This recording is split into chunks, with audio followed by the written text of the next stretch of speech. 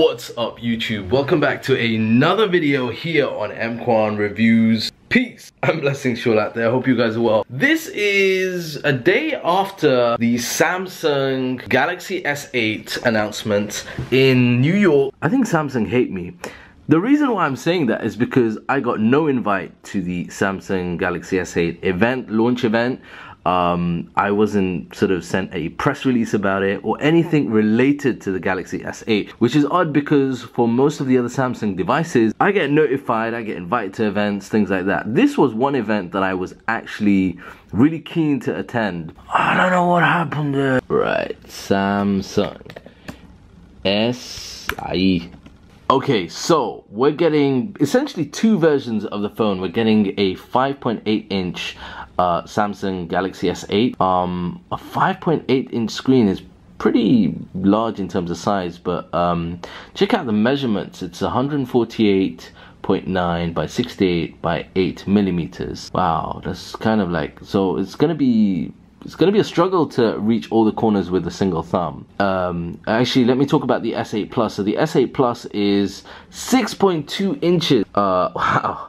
And then that's a true phablet. But then check this out, 159 by 74 by 8 millimeters. So that's going to be even harder in terms of, you know, getting to all the screen corners with a thumb. But it's interesting because both of these have this truly edged kind of screens, and I think Samsung are calling this the Infinity screen, which is interesting. I like the look of the screen. It looks like a lot of the details on the screen is really crisp. This is something that, you know, with the 7 Plus that I have, the iPhone 7 Plus, sometimes I wish the screen was a bit more crisp.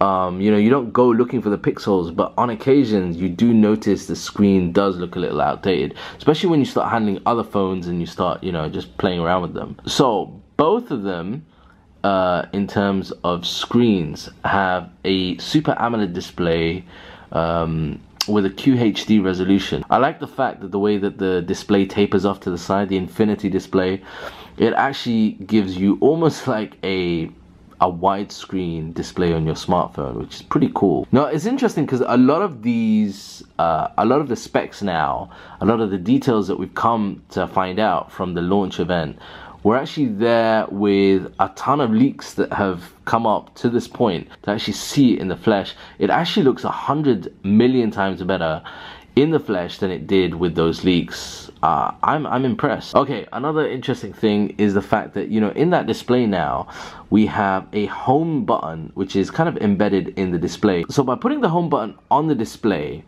we're getting rid of the fingerprint scanner, and the fingerprint scanner now has moved to the back. Now it's interesting here with a display size like this. If you look at that display size, even on the Samsung Galaxy S8, you know, like I got my phone over here, but like, you know, when we hold our phone and then we try and touch the back, that's the most natural place to put a fingerprint scanner. I wonder how it will work. We still have iris scanning in there, but facial recognition has been added, which is interesting because facial recognition seems to be working quite fast with some of these videos that I'm looking at. I have this theory about facial recognition. I don't have it on my current device, but when I played around with some of the other devices, I wonder if somebody else has a photo of you on their device, whether or not you can unlock a phone with that. That would be an interesting thought. Let's talk about specs. Okay, so specs: 4 GB of RAM. It's either going to sit alongside a Qualcomm Snapdragon 835 chipset or Samsung's own Exynos 8895, which is interesting. That's nice. I mean, the S7 was fast enough, so the S8 should be interesting. Wow, the UI looks very nice. Couple of things about the UI. It's much more adapted now to the whole display, so we're essentially getting this situation where things like the you know, the app tray seems to have changed now. So it looks like if you swipe your finger up or down from the main display, then you're gonna get to the app tray. That's a bit of a big change for the UI. Yeah, the whole app icons, they look sharper, they look rounded. The camera is interesting. Camera, I suppose there is no reason to kind of upgrade the camera because the specs on the camera and the Samsung Galaxy S7 specs were really impressive.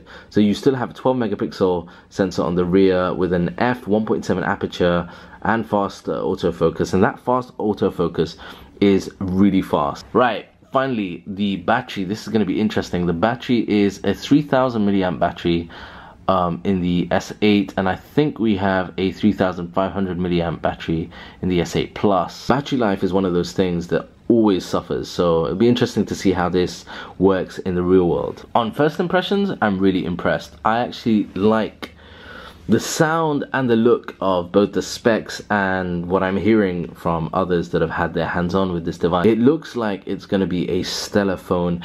You know what, the funny thing about this is the first phone that I've seen from a recent manufacturer that looks like a future phone. A lot of the other phones look so much like each other. I mean, you know, even the standard kind of flagship Android device now pretty much looks like the next competitor. I love the look of this, I really do. I'm really itching to get my hands on this. I hope Samsung, you guys are watching this, particularly Samsung here in the Middle East. I hope you're watching this video. Get in contact. I hope you guys have enjoyed this video. If you have, remember to smash that like button and leave a comment down below. Are you looking forward to the Samsung S8? Are you gonna stick with your current device? But I will see you next week. Till then, I'm EMKWAN. Remember, live life, peace and blessings.